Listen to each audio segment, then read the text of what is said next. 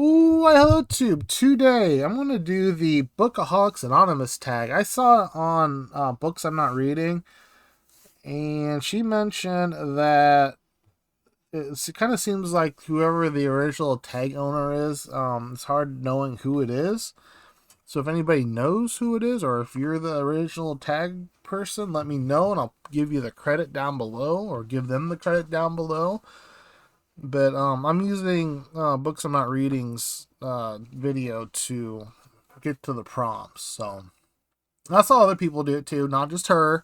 It just I remember she did it, and I didn't have to go looking for it. So, question number one: what do you like about buying new books? Um, I'm going to say new or used books, and when it comes to like buying used books, like going book shopping at the used bookstores, just the thrill of the hunt. Like you never know what you're gonna find. You know, find things that you never knew existed, or find deals on things that you didn't realize you could get deals on. So just stuff like that. Just the typical thing. Um, Number two, how often do you buy new books? Pretty rarely. Um, I'd say probably around 15, 20 a year, give or take. In November, I ordered two.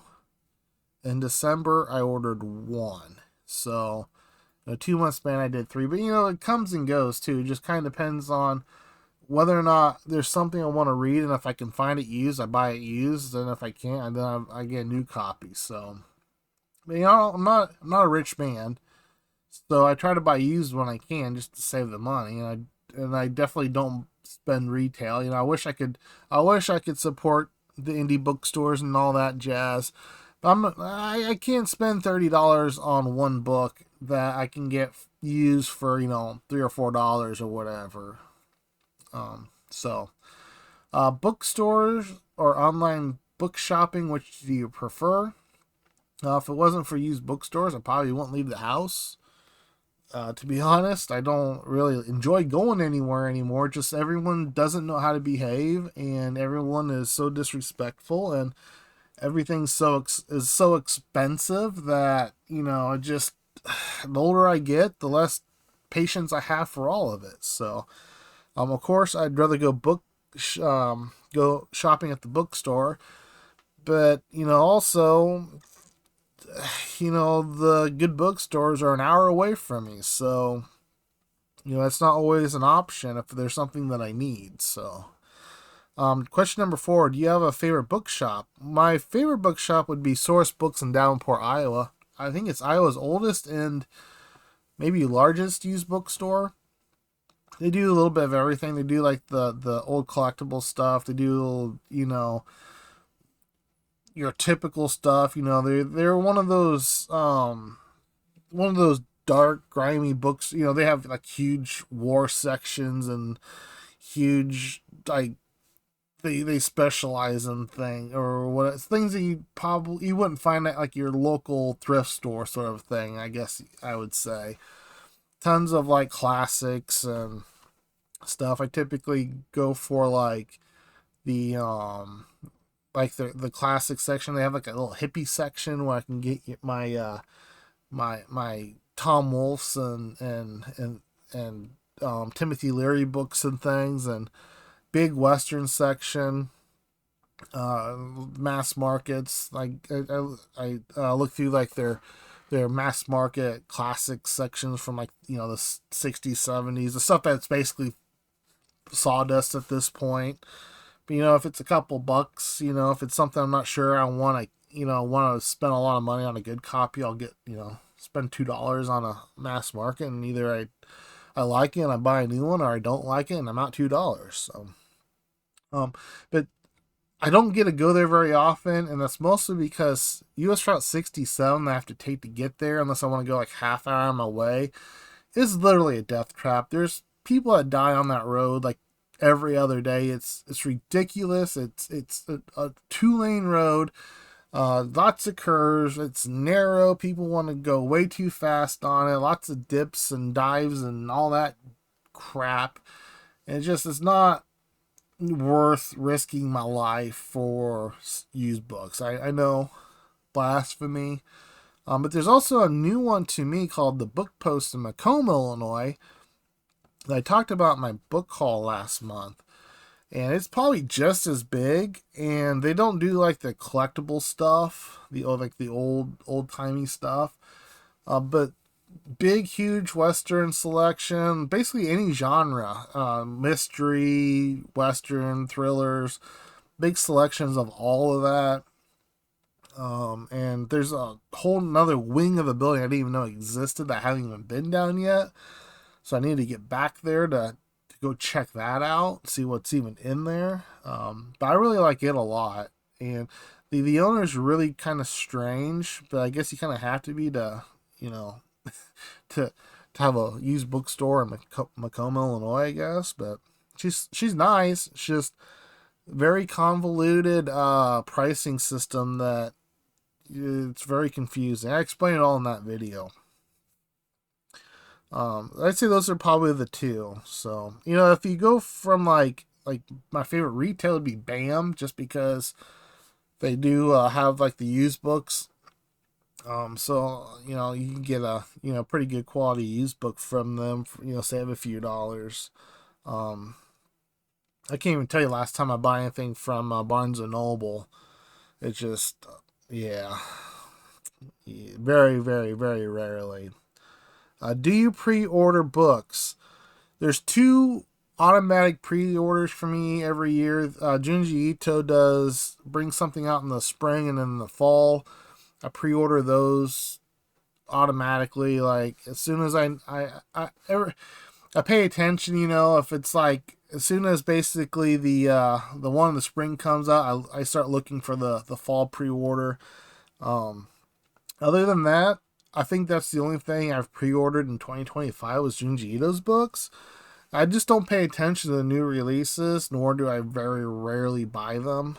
So it's just not something that I'm into. Do you have a monthly book buying limit? No, because in the past I should. Like this is my TBR. It's got to fit on these shelves. And as you can see, it's already double stacked and everything else. So I just don't have the room to go crazy anymore. And basically everything I have is stuff that I want to read. There isn't a lot on there that I'm sure I could find some things I'm no longer interested in I can get rid of, but yeah, I don't buy the lately. And I took a year off of BookTube too, which I didn't buy anything besides books for school. Um, but basically, for 2025, the only things I bought, most of this was in the last couple months of 2025, was I bought all the Don DeLillo's books, all of his fiction. And I bought all of Zadie Smith's. I believe I have all of Zadie Smith's fiction, and that's just because I want to do projects where I read all of Don DeLillo's fiction and all of Zadie Smith's fiction, and so I had to buy them. But the thing is, pretty much the vast majority came off of thrift books, so I used sales and things. So like even though I bought probably 25 books in the last 3 months of 2025, I didn't really spend a whole lot of money. So you know, uh, book buying bans, are they something for you? Like I said, I'm pretty much out of room, so I don't really buy anything anyway, unless it's something that I know I'm going to read fairly soon. I guess the two books I bought on Black Friday, I don't probably not going to get to anytime soon, but those were I guess a little bit of a luxury. But two books out of however many, not that shabby. So I don't think I really need to. How big is your wish list? I do have a wish list on Amazon but the thing is that it's not like a wish list like, these are the books I want to buy necessarily. It's more for things that catch my eye, but I'm just kind of like on the fence of whether or not I really want to get it. So I'll stick it on there just as like a reminder, or just so I don't lose it or forget about it. And very rarely do I actually go back to actually buy the stuff off of it, but You never know. But and then finally, which 3 books from your wish list do you wish to own now? If I wanted to own any of them right now, I would just go buy them. So I would say none. I know that a lot of people in the BookTube world put their wish list. They like take put a link to their wish list in the description where people can go gift them books or whatever, or ebooks or whatever. And maybe it's something I should look into at some point. Clean up my wish list on the stuff that I know I want. If anybody wants to donate a ebook to the cause or something, but to be honest, I feel kind of weird about that. I don't care if other people do it. The more it's your channel, it's your stuff. You do you, boo. That's all I gotta say. I just feel kind of weird about it because if it's something I really want, I can just kind of go out. I might be poor, but my wants aren't so large that I can't typically find like a used copy for a couple dollars. Like to me, it just kind of seems not worth it to make sure that I have a list up there and I keep it updated and blah blah blah and yakety smackety. If you want to help the channel, I have an affiliate link to bookshop.org down below, where if you use to buy any book that you're interested in, I get a small commission. You get an awesome book and no extra cost to yourself. So that'd be, I would say, instead of the wish list thing, just do that. And then you get an awesome book and you help me out. So it's like a win-win. But that's all the questions, and that's who do you tag. I have no idea who's done it, who hasn't done it. If you haven't done it, you're tagged. I know that's the boring generic thing, but I'm a boring generic guy. So there you go. That is the Bookaholics Anonymous tag. And if you like this sort of thing, do the whole liking and subscribing and the sharing and all that jazz. And like I said too, if you know who was the original person that released the tag, and or if you were the person that originally did the tag, let me know, and so I can give credit where credit is due. So that's it for this one, peeps. Cheers.